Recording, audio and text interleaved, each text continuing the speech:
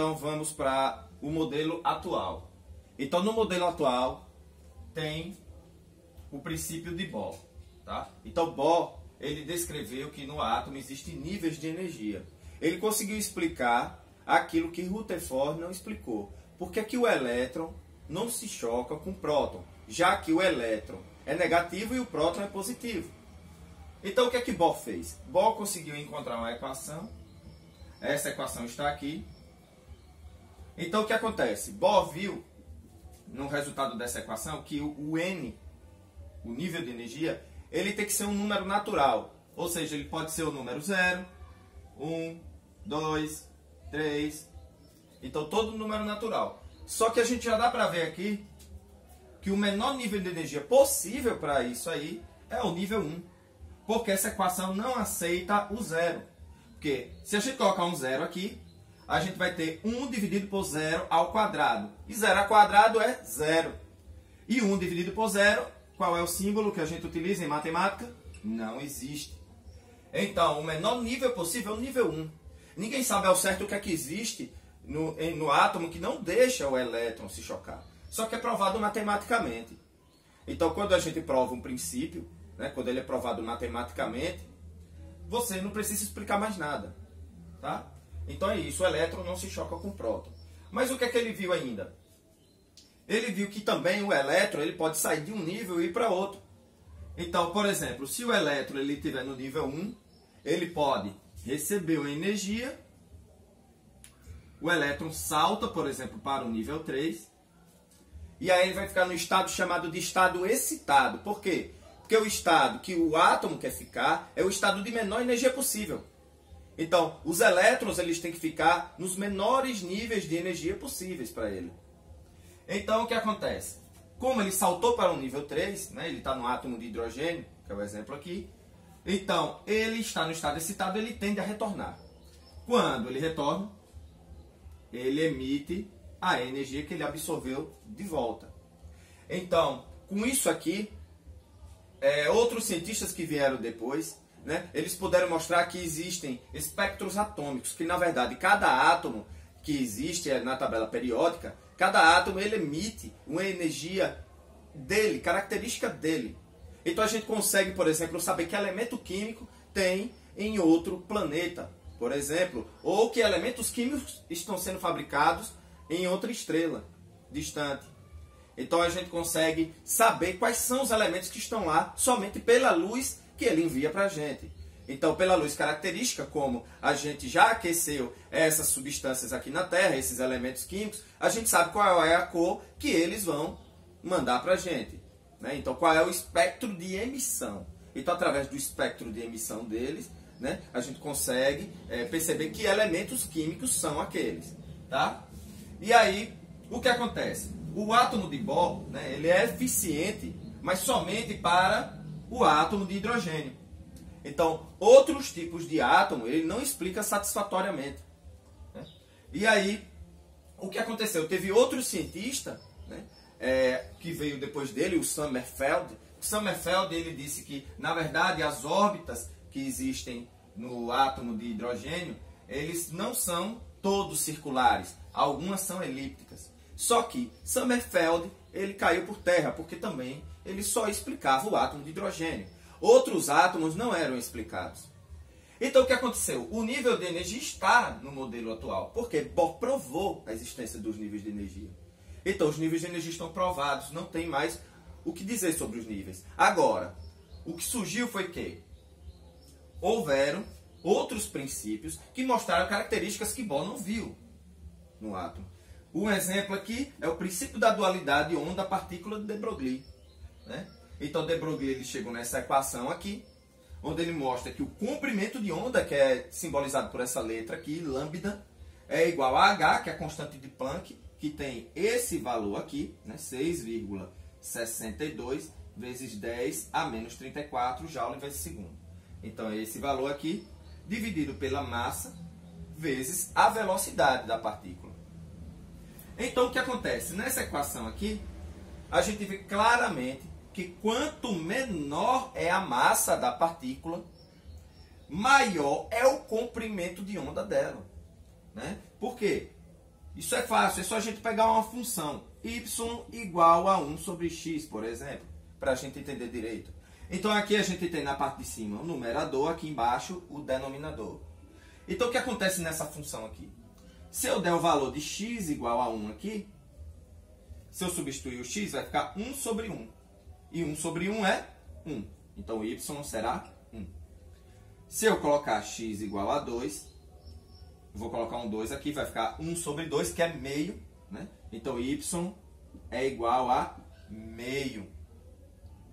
Se eu colocar x igual a 3, eu tenho 1 sobre 3, que é 0,3333. Então, o que acontece quando a gente tem uma variável que ela está no denominador, quanto maior é o valor da variável, menor é o valor da função. Então, o que é que a gente tem aqui? Mesma coisa, a massa está em numerador, denominador. Então, quanto menor é a massa, maior é o comprimento de onda. Quanto maior é a massa, menor é o comprimento de onda. Então, o que acontece? Um elétron ele tem massa muito pequena. Então, o comprimento de onda dele é bom, é detectável, é grande. Agora, uma bola de tênis, ele tem massa muito grande. E aí ele vai ter um comprimento de onda muito pequeno. Então, coisas grandes têm comprimento de onda pequeno. Coisas pequenas têm comprimento de onda grande. Então, o elétron ele pode ser considerado como uma onda. Foi isso que ele viu. E aí, o que acontece é o seguinte. Depois veio o princípio da incerteza de Heisenberg. O princípio da incerteza, a gente analisa do mesmo jeito que a gente analisou essa daqui. Então, o princípio da incerteza é esse. Ele viu que Heisenberg viu que ΔX vezes m ΔV, na verdade, é a quantidade de movimento. Né? Mas o que interessa para a gente interpretar o ΔX e o ΔV aqui. Ele é maior ou igual que h sobre 4π. Aqui é bem fácil de interpretar esse sinal. O sinal de maior ou igual, ele nos traz uma incerteza. Por exemplo, se eu disser que x é maior ou igual a 1, a gente sabe qual é o valor de x? Não. Então, como é que a gente não sabe? Por que a gente não sabe o valor de x ali? Porque x pode ser 1. Ele pode ser 1,1, 1,01, 1,001, 1,2, 1,3, 4, 5,5. Qualquer número que exista, né? Maior ou igual a 1. Então, isso nos traz uma incerteza, esse sinal. Tá? E aí, o que acontece é o seguinte. A incerteza também ela vai depender da massa. Olha aqui, ó. Eu coloquei aqui agora o m ΔV para essa parte aqui. Então eu trouxe para cá. Agora a gente vai olhar o ΔX. Como é que o ΔX funciona em relação à massa? Do mesmo jeito que a gente viu aqui, né? Em de Broglie. A gente vê que quanto maior é a massa, menor vai ser esse valor todo. Então a incerteza na posição vai ser menor. Então, por exemplo, em uma bola de tênis viajando a uma certa velocidade, a incerteza dele é pequena. Já um elétron tem massa pequena. Então, quer dizer que a incerteza é grande. Então, para o elétron, a incerteza de tudo é grande. Então, o que é que ele viu aqui também? Ele viu que é impossível a gente determinar simultaneamente, ou seja, ao mesmo tempo, a posição e a velocidade de um elétron. Ou seja, ele deu pista aos outros cientistas que viriam depois, que se a gente quisesse saber a posição e a velocidade do elétron, a gente nunca iria saber de certeza. Ou a gente tem uma certeza na posição, ou a gente tem uma certeza na velocidade. Nos dois não dá.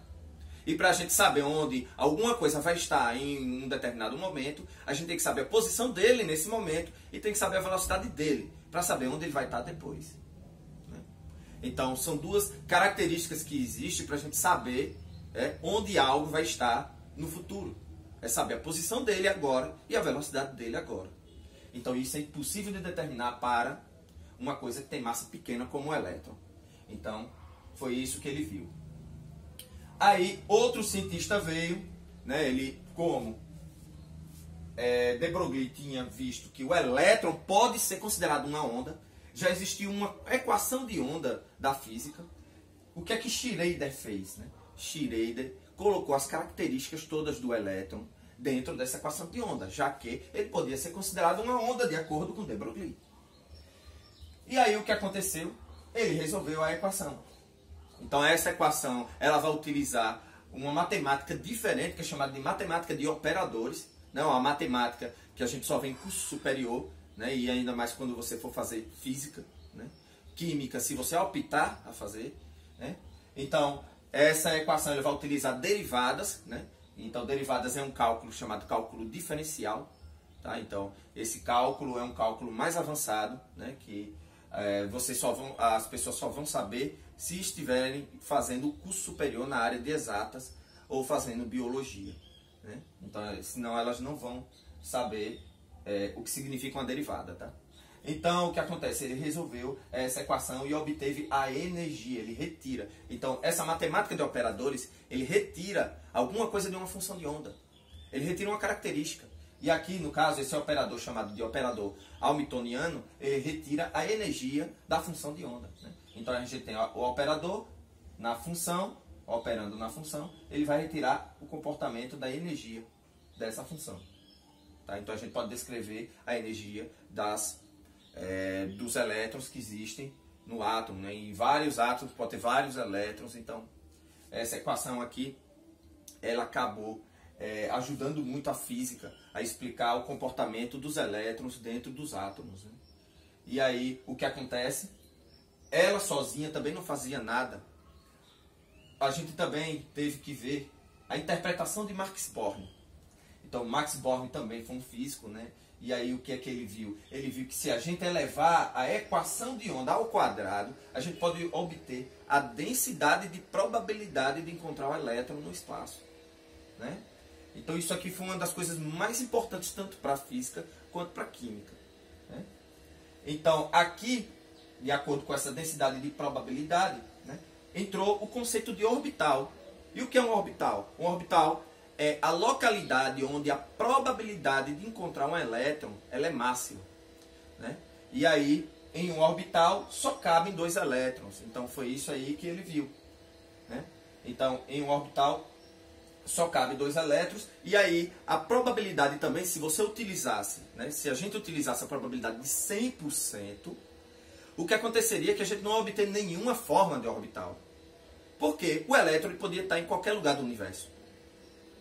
Mas o que acontece? A probabilidade tem que ser diminuída, ela foi diminuída para 90%, para a gente obter uns gráficos, né? A gente obtém uma função, a gente obtém um desenho do lugar onde o elétron é mais provável de encontrar esse elétron, na verdade, né?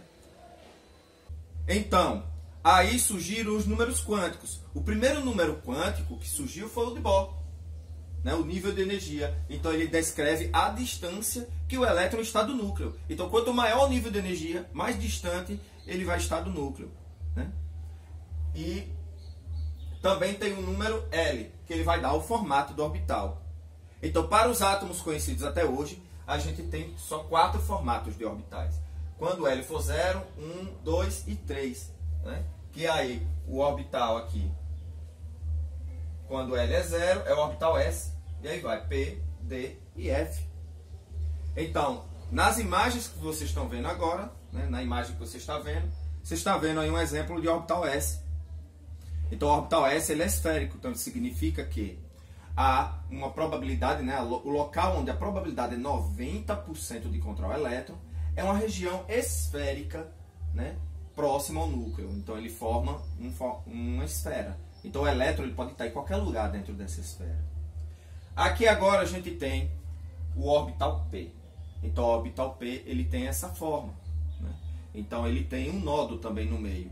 Ele tem uma divisão entre 2 localidades, né? Nessa divisão, né, a probabilidade de encontrar o elétron é 0, né, que é o núcleo do átomo. Então a probabilidade de encontrar o elétron no núcleo é 0.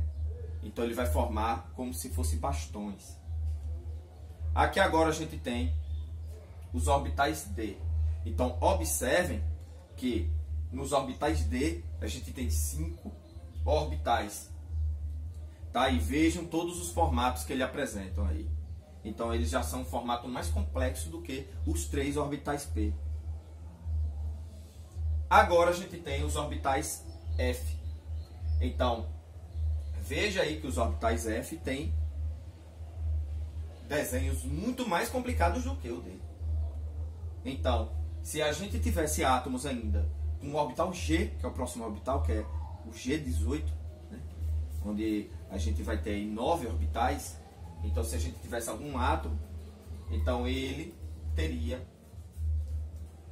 formas muito mais complexas do que essa. Agora vamos ver o próximo número quântico, o ml. Então o que é que o ml dá? O ml dá a orientação no espaço, como a gente já viu. Então ele também vai mostrar para a gente qual é a quantidade de orbitais que existe, né? Então vamos lá. O ml ele tem valores de -L até L. Então ml depende de L. Então veja o que é que a gente tem. Se L é igual a 0, ml só tem um valor, ele só pode ser 0.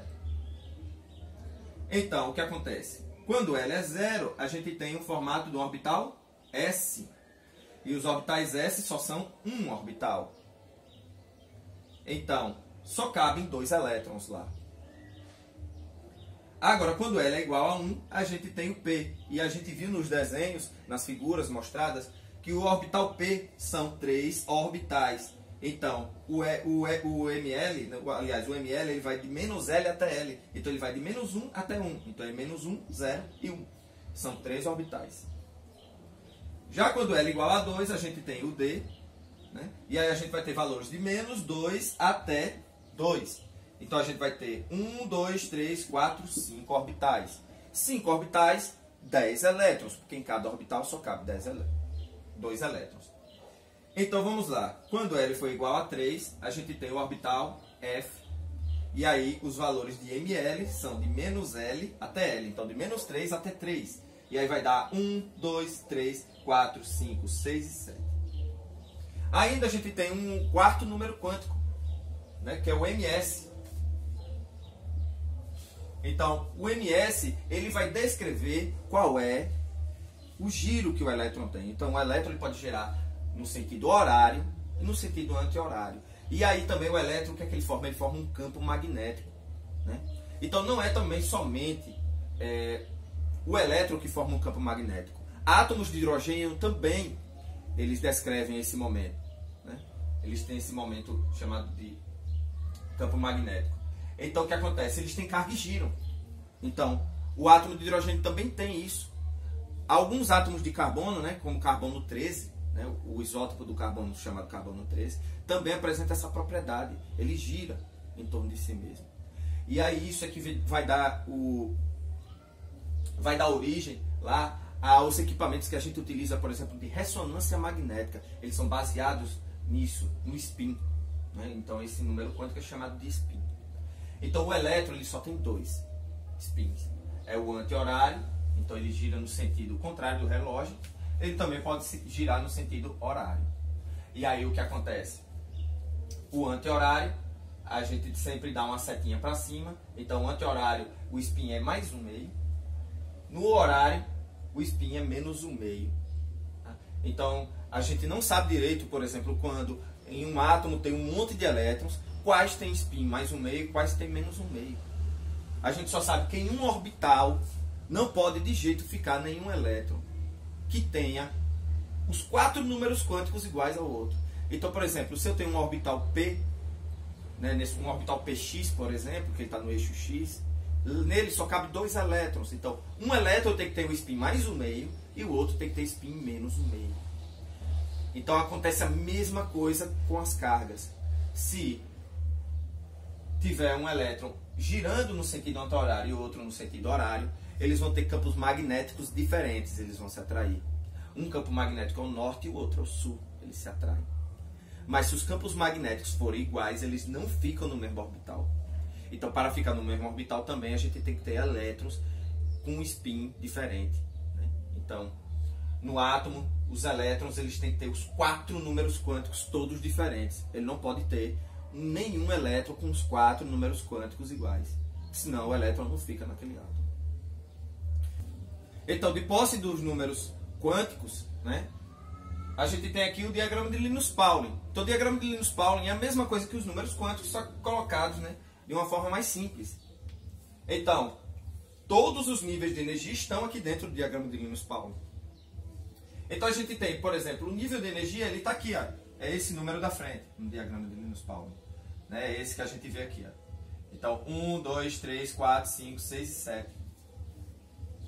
Agora, o L. Onde está o L? O L dá o formato do orbital, também está ali, que é o orbital S, P, D e F. Eles estão ali. Então aqui é quando L for 0, L1, L2 e L3. O ML também está lá, que dá orientação no espaço. Olha, no orbital S, por que a gente tem 2 aqui no orbital S? Porque quando é S, L é 0. Se L for 0, como ML só vai de menos L até L, então ele só tem um valor possível, que é 0 também. Então ele só vai ter um orbital. E um orbital cabem 2 elétrons. Aí a gente coloca o número 2. Tá? Agora, quando L é igual a 1, o orbital P, como ele vai de menos L até L, então vai ser menos 1, 0 e 1. Ou seja, vai ter 1, 2, 3 orbitais. Como cada orbital cabe 2 elétrons, e a gente tem 3 orbitais, teremos 6 elétrons. É por isso que a gente tem um 6 aqui. L igual a 2. ML pode ser de menos L até L, então é de menos 2 até 2. Então, menos 2, menos 1, 0, 1 e 2. São 5 orbitais. Cada orbital cabe 2 elétrons. Então, vai dar 10 elétrons. Então, é por isso que o D é 10.